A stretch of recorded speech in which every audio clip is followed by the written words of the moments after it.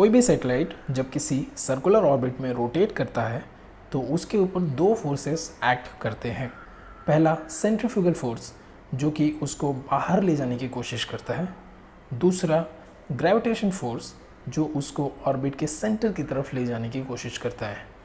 एक stable orbit में satellite का सेंट्रीफ्यूगल फोर्स उसके ग्रेविटेशन फोर्स को एकदम प्रॉपर बैलेंस करता है।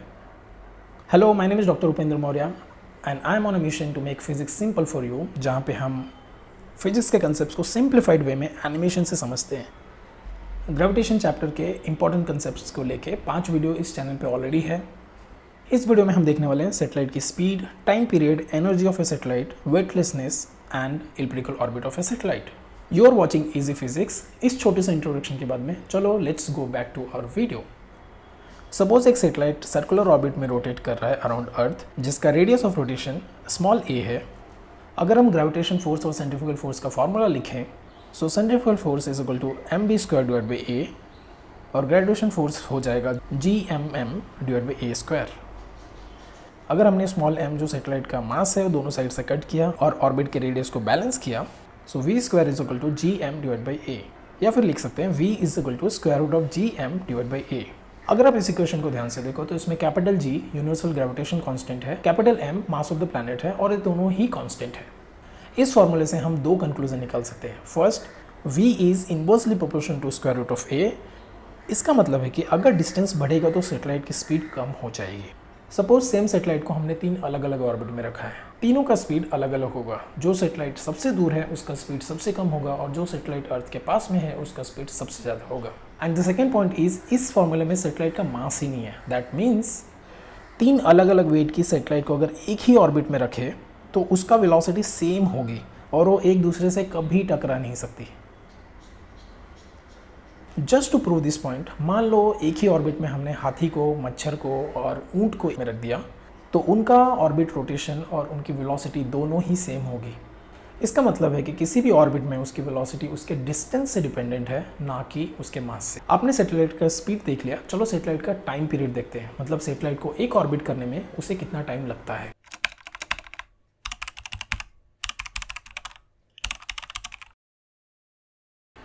सैटेलाइट का एक ऑर्बिट का डिस्प्लेसमेंट है 2πa, a is the radius.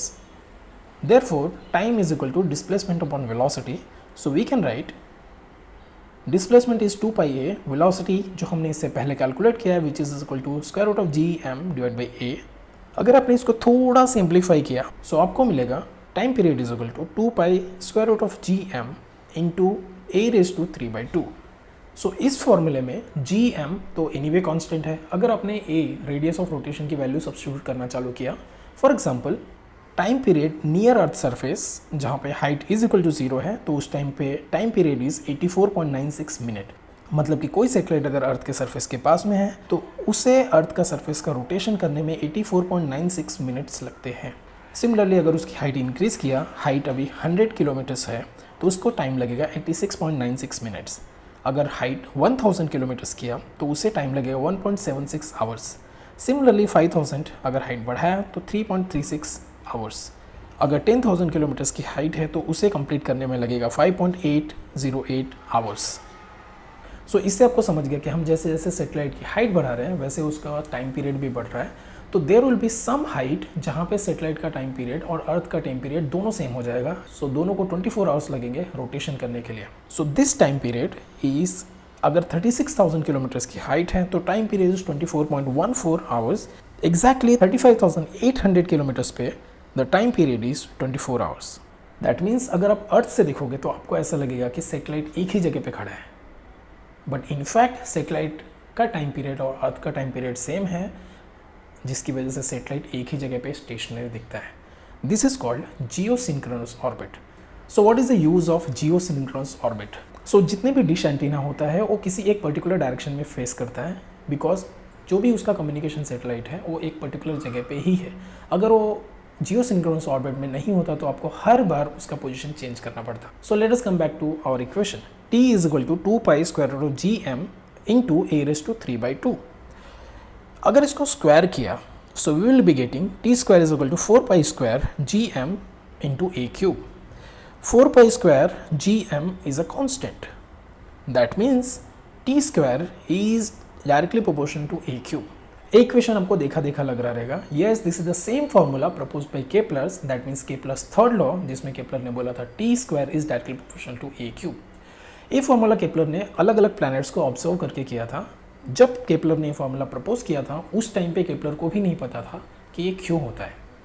Kepler ने जो ऑब्जर्वेशन किया वो उसने रिपोर्ट किया। विथ टाइम अलग अलग साइंटिस्ट सच एज न्यूटन और बाकी लोगों ने इसमें कंट्रीब्यूट किया और finally they got the reason कि ये क्यों होता है।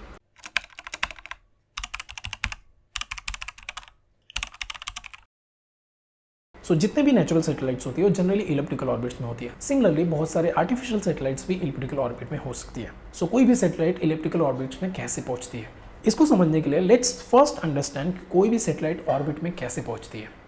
मान लो कि एक सैटेलाइट को आप अर्थ से लॉन्च करते हो।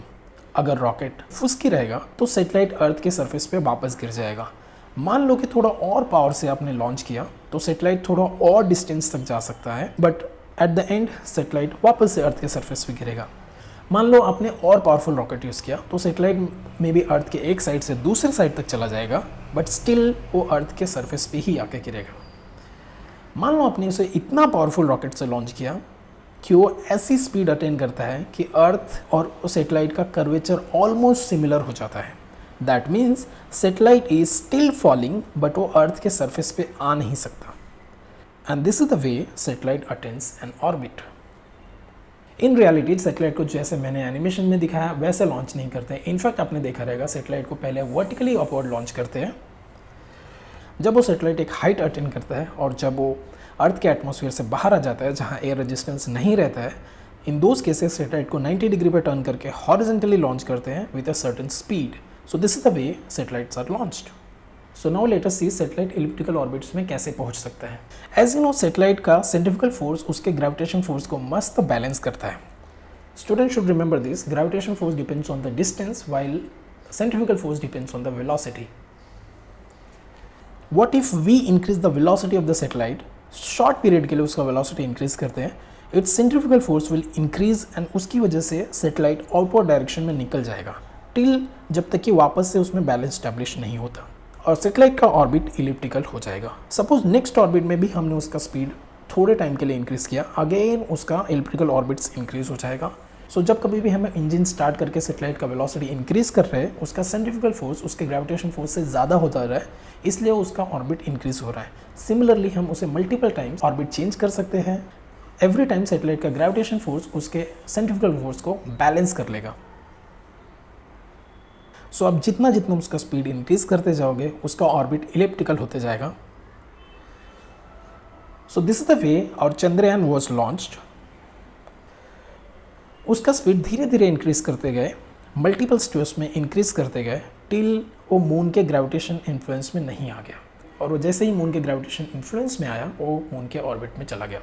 आई hope you understood how satellites gets elliptical orbit. Now let us see the energy of a satellite. Suppose एक सैटेलाइट अर्थ के सर्कुलर ऑर्बिट में वेलोसिटी v से रोटेट हो रहा है। सो उसका पोटेंशियल एनर्जी होगा जो हमने प्रीवियस लेक्चर में डिस्कस किया है, potential energy is equal to -gmm divide by a। Similarly kinetic energy उसके वेलोसिटी पे डिपेंड करता है, तो we can write kinetic energy of this satellite is equal to 1/2 mass into velocity. हमने velocity का पहले ही फॉर्मूला निकाल के रखा है। सो अगर वेलोसिटी का फॉर्मूला काइनेटिक एनर्जी में सब्स्टिट्यूट किया तो will be getting kinetic energy which is equal to 1/2 gmm divide by a। अगर मैं टोटल एनर्जी कैलकुलेट करूँ, so total energy is equal to E is equal to kinetic energy plus potential energy. So अगर इसकी value यहाँ पे substitute किया और इसे सॉल्व किया तो finally we will be getting E is equal to -1/2 gmm divide by a। अगर आपने टोटल एनर्जी के फॉर्मूले को ऑब्जर्व किया तो यू विल अंडरस्टैंड कि total energy is always negative. That means किसी भी बाउंडेड ऑर्बिट में या फिर अर्थ के इन्फ्लुएंस वाली ऑर्बिट में total energy is always negative. या फिर बोल सकते हैं कि अगर टोटल एनर्जी नेगेटिव है तो अर्थ के ग्रेविटी के ऑर्बिट में ही रहेगा या फिर अर्थ के इन्फ्लुएंस में ही रहेगा। इसका मतलब अगर किसी ऑब्जेक्ट को अर्थ के ग्रेविटेशन इन्फ्लुएंस से बाहर लेके जाना है या फिर बाउंडेड ऑर्बिट से बाहर लेके जाना है तो उसका टोटल एनर्जी आइदर पॉजिटिव चाहिए या फिर जीरो चाहिए। चलो देखते हैं कि किसी सैटेलाइट को अर्थ के ग्रेविटेशन फील्ड से बाहर ले जाने के लिए उसे कितनी एनर्जी देनी पड़ती है, या फिर बोल सकते हैं कि उसका स्केप वेलोसिटी क्या है।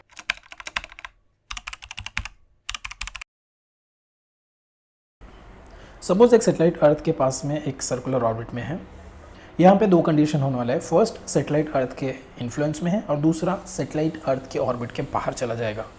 जब सैटेलाइट अर्थ के ऑर्बिट के बाहर जाएगा तो उस टाइम पे उसकी टोटल एनर्जी और अभी की टोटल एनर्जी वो law of conservation of energy के हिसाब से दोनों सेम होनी चाहिए।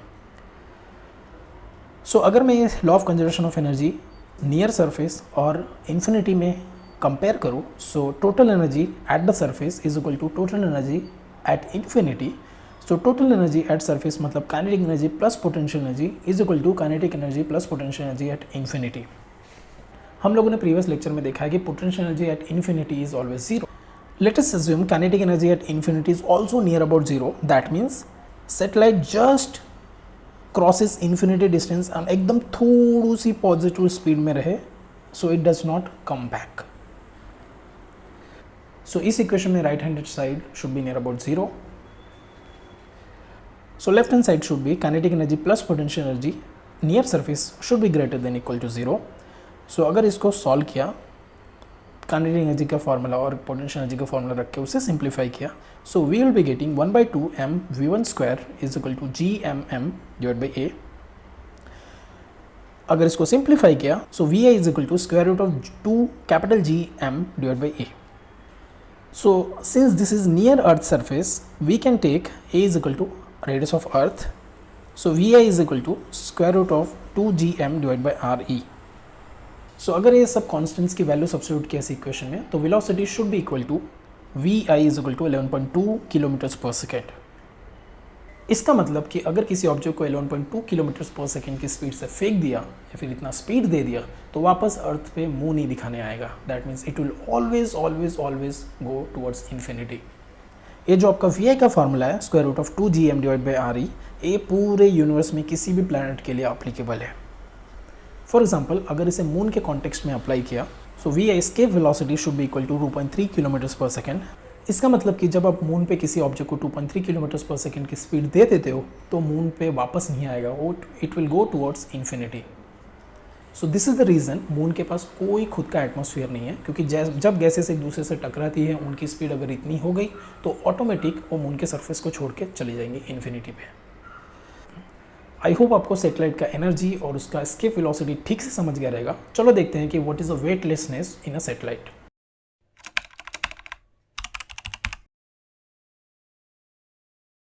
आपने ऐसे बहुत सारे वीडियो देखा रहेगा जिसमें एस्ट्रोनॉट फ्रीली फ्लोट हो रहे हैं। इट फील्स लाइक कि they are having zero weight. Weightlessness समझने के लिए चलो पहले समझते हैं कि what is a weight. Suppose there is a boy जिसका नाम राजेश है और राजेश का वेट है करीब 10 किलो।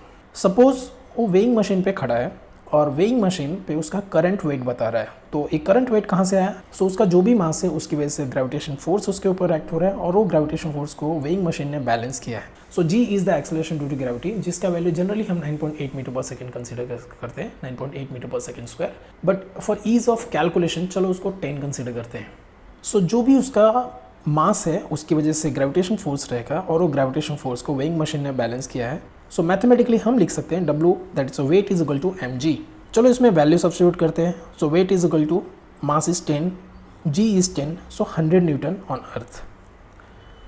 सपोज सेम राजेश भाई अभी मून पे खड़े हैं, तो मून के ऊपर acceleration due to gravity is 1.625 metre पर सेकेंड स्क्वायर। सो उसका वेट हो जाएगा 16.25 न्यूटन। सो इससे आपको समझ गया सेम पर्सन का अर्थ पे अलग वेट है और मून पे अलग वेट है, बिकॉज दोनों का एक्सेलरेशन अलग है। That means weight is highly influenced by the acceleration while mass is always going to be constant. ये तो हुआ अलग अलग प्लैनेट्स पे। What about on earth? What if मेरा जो सेटअप है वो स्टेशनरी ना होके ऊपर और नीचे एक्सेलरेट होगा? बिना किसी फॉर्मूले को सोचिए। चलो students, let's just observe the weighing machine, उसका वेट कैसे चेंज होता है।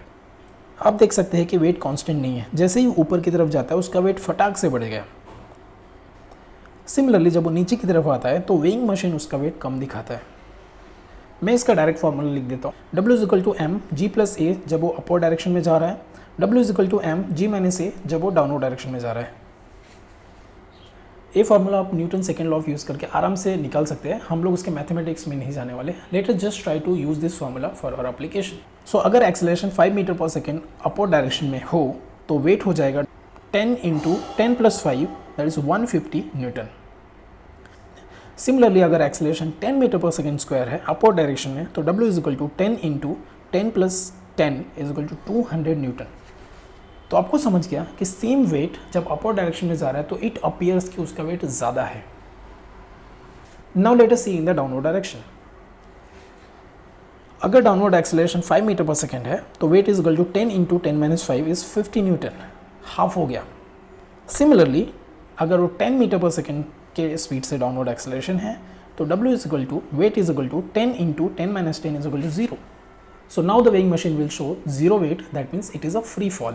इसका मतलब जब कोई ऑब्जेक्ट फ्री फॉल में गिरता है, मतलब उसका एक्सेलरेशन ड्यू टू ग्रेविटी के बराबर हो जाता है, तो उसका इफेक्टिव वेट जीरो हो जाएगा, मतलब वेइंग मशीन पे जीरो दिखाएगा। This is called weightlessness. अगर आप मेरे जितने स्मार्ट हो तो आपने अभी तक फिगर आउट कर लिया रहेगा कि free fall near earth surface और ऑर्बिट में दोनों ऑलमोस्ट सिमिलर कंसेप्ट है। अगर आप काफ़ी हाइट से वो नीचे गिर रहे हो तो आपको कुछ सेकंड, कुछ मिनट के लिए फ्री फॉल फील होगा। इन सेकंड केस जितना एक्सेलरेशन चाहिए उसी एक्सेलरेशन से वो ऑर्बिट कर रहा है, बट वो कंटिन्यूसली गिर रहा है, लेकिन अर्थ का कर्वेचर भी वैसे ही चेंज हो रहा है, इसलिए वो कभी अर्थ की सरफेस पे नहीं आएगा। सो ये दोनों ही कंडीशन में वेटलेसनेस फील होगा। बहुत से लोग इसे ज़ीरो ग्रेविटी बोलते हैं, बट आपको भी समझ गया रहेगा कि gravity can not be zero. अगर वो ज़ीरो होता तो ये ऑर्बिट में घूमता ही नहीं। So this is pure weightlessness, जहाँ पे आपका वेट ज़ीरो दिखाएगा। So I hope you understood what is a weightlessness. With this हमने ग्रेविटेशन के सारे इंपॉर्टेंट कंसेप्ट को समझ लिया। आई होप आपने सेशन को एंजॉय किया। बाकी वीडियोज़ भी प्ले लिस्ट में अवेलेबल है जिसे आप देख सकते हो। So thank you for watching the videos.